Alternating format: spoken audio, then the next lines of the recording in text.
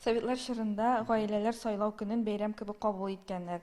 Бу Красная Татария газетасының 1938 елда басылган июнь саны. Аның беренче битендә үк сайлауга чакыручы язма урын алган.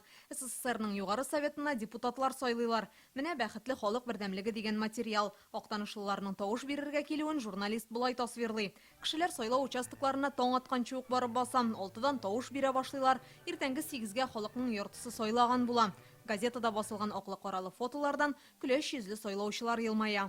Сайлаулар тантаналы рәвештә мәдәният йортларында узган, бик матур булган, музыка уйнаган, буфетлар эшләгән. Ул чорда матбугатта кандидатларның биографиялары белән фотолары басылган.